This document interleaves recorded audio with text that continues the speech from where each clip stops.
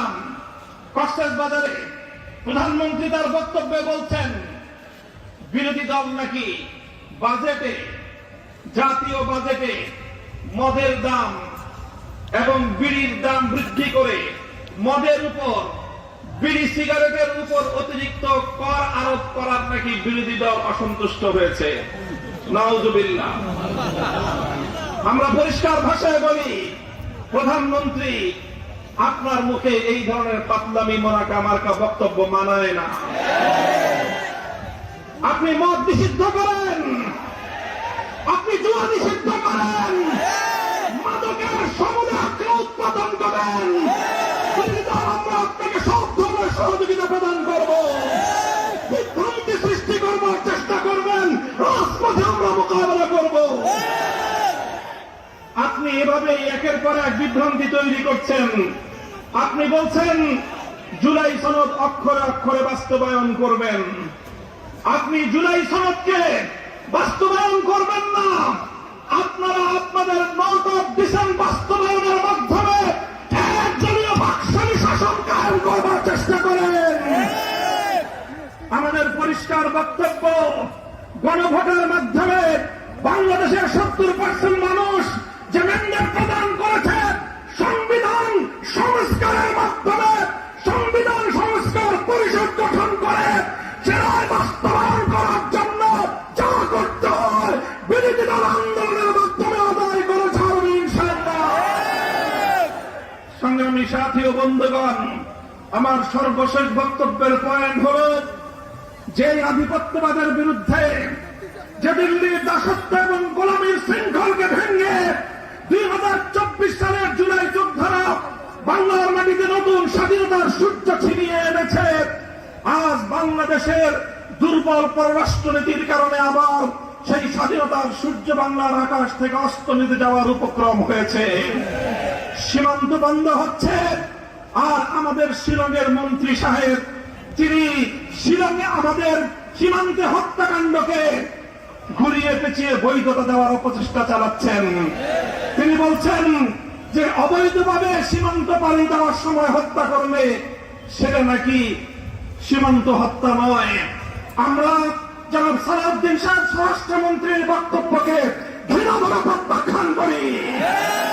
আমরা আমাদের সীমান্তে নিরাপত্তা প্রতিষ্ঠা দেখতে চাই। বিজেপি বাহিনীকে বলবো, বাংলার মানুষ তোমাদের সাথে আছে, বীর বিক্রমে আমার বাংলার প্রতিটি জীবনের স্বাধীনতাকে তোমরা রক্ষা করবে। আমার সর্বশেষ বক্তব্য, আপনারা দেখেছেন সম্প্রতি বাংলাদেশের জন্য ভারতীয় আধিপত্যবাদ প্রতিষ্ঠার সর্বশেষ এজেন্ডা হিসেবে বিজেপির একজন রাজনৈতিক ব্যক্তিত্বকে বাংলাদেশে তাদের কূটনীতিক হিসাবে প্রেরণ করা হয়েছে। তিনি বাংলাদেশে এসে 1,140 কোটি আর বাংলাদেশের 20 কোটি মিলিয়ে 160 কোটির এক আকাশ আর এক বাতাসের গান গেয়েছেন। গল্প মনে পড়ে যায়, ছোটবেলায় আমরা পড়েছিলাম, কুকুর এসে, শ্রীগাল এসে মোরগের সাথে বন্ধুত্ব পাতাতে চায়। বলে শ্রীগাল মোরগকে বলে, এসো আমরা দুজন উজু করে নামাজ পড়ি। উজু করে নামাজ পড়ার বাহানায় শ্রীগাল মোরগকে ভক্ষণ করবে, এই হলো তার প্রত্যাশা। মোরগও চালাক, বলে যে ঠিক আছে আপনি উজু করেন, আমি গাছের ডালে উঠে আজান দেই। মোরগ যখন আজান দিয়েছে, মোরগের আজানের ডাক শুনে কুকুর আসতেছে।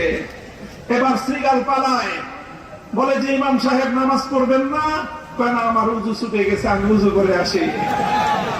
আসেন 140 কোটি আর 120 কোটির শুধু খাদির নয়, অখণ্ড ভারত প্রতিষ্ঠার আপনাদের স্বপ্নকে আমরা দিবা স্বপ্নে পরিণত করে দেব।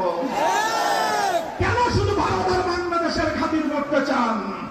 আমরা বলতে চাই, সেই মুসলিম শাসন আমলে আফগানিস্তান থেকে শুরু করে পাকিস্তান সহ, কাশ্মীর সহ, স্বাধীন বাংলাদেশ সহ গোটা উপমহাদেশ জুড়ে যদি আমাদের বাংলাদেশের স্বাধীনতার উপর হস্তক্ষেপ করতে চান, যদি মুসলমানদের স্বার্থকে যদি আপনারা কিনে খাওয়ার চেষ্টা করেন, গোটা উপমহাদেশ জুড়ে মুসলিম জাগরণ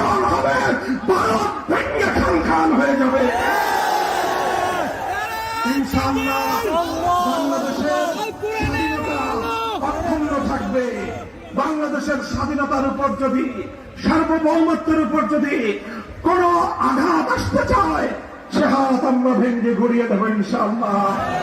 বাংলাদেশের স্বাধীনতার অতন্দ্র প্রহরী হিসাবে দেশের স্বাধীনতা রক্ষা করার জন্য এবং 24 জুলাই বিপ্লবের ভিত্তিতে 47, 71, 24 চেতনার ভিত্তিতে আগামীর বাংলাদেশ গড়বার চলমান সংগ্রাম ইনশাআল্লাহ গন্তব্যে পৌঁছা পর্যন্ত রাজপথে থেকে আন্দোলন করতে প্রস্তুত থাকবেন তো? আসসালামু আলাইকুম ওয়া রাহমাতুল্লাহ।